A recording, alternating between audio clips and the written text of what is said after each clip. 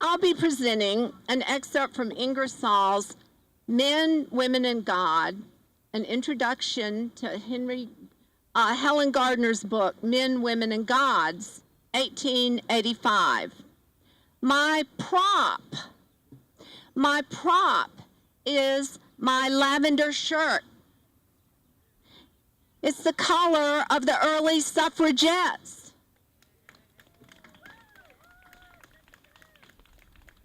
So now, use your imagination. Surely, all you free thinkers out there can magically transform me into Ingersoll, a suffragette in a lavender shirt. Do it now, you know. Relevance. Wait. Why is this essay, Men, Women, and God, relevant now? Haven't we settled that? Good. Aren't we all feminists now? Men, women, equal human beings? Sadly, no. You're going to hear that Ingersoll is optimistic about the opportunities and the freedom opening to women in 1885. Hooray!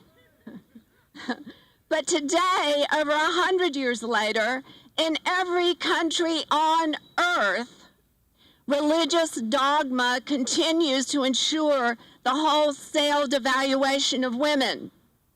The burqa, those chilling pink, blue, and green dresses on the girls in certain polygamous sects symbolize limits, not opportunities. Symbolic cages, not freedom for women. There's nothing good for women in any religion based on superstitious, patriarchal nonsense that enforces female obedience and submissiveness to an imaginary God's will.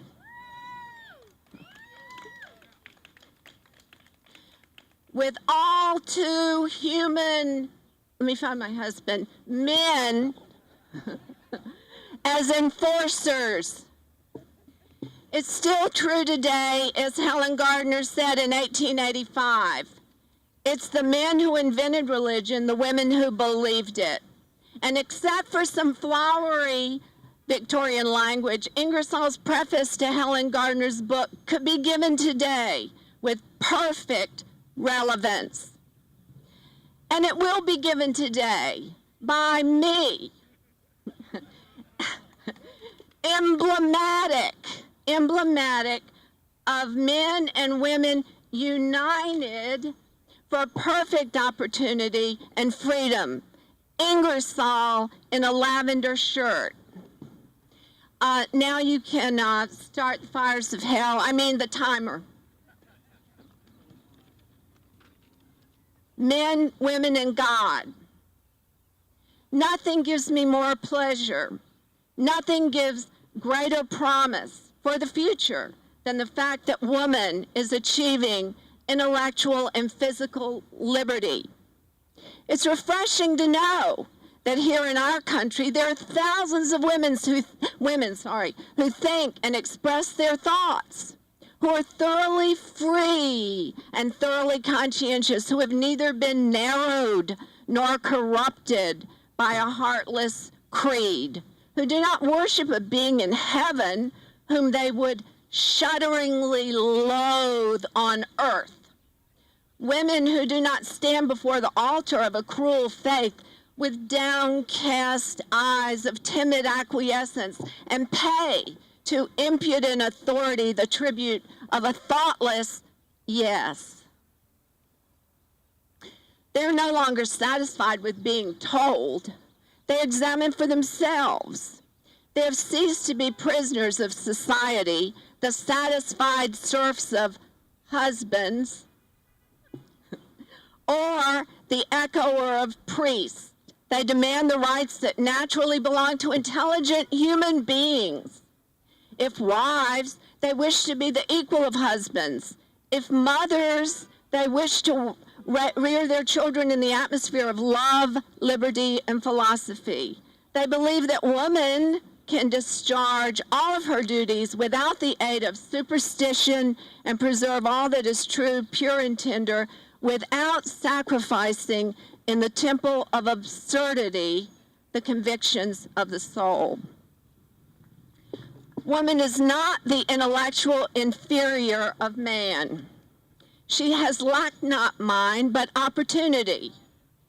In the long night of barbarism, physical strength and cruelty, and the cruelty to use it, were the badges of superiority. Muscle was more than mind. In the ignorant age of faith, the loving nature of woman was abused. Her conscience was rendered morbid and diseased. It might almost be said that she was betrayed by her own virtues. At best, she secured not opportunity, but flattery. The preface to degradation. She was deprived of liberty, and without that, nothing is worth the having. She was taught to obey without question and to believe without thought. There were universities for men before the alphabet was taught to women. At the intellectual feast, there were no places for wives and mothers. Even now, they sit at the second table and eat the crusts and crumbs.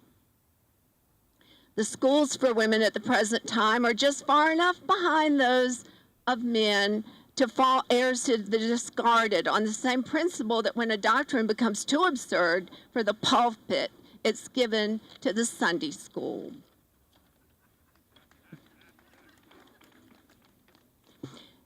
The ages of muscle and miracle, of fists and faith, are passing away. Minerva occupies at last a higher niche than Hercules.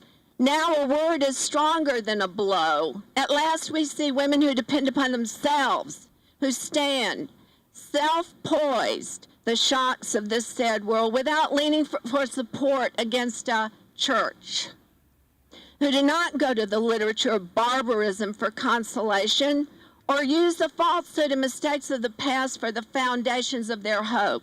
Women brave enough and tender enough to meet and bear the facts and fortunes of this world. The men who declare that women is the inferior, intellectual inferior of man, do not and cannot, by offering themselves in evidence, substantiate their declaration.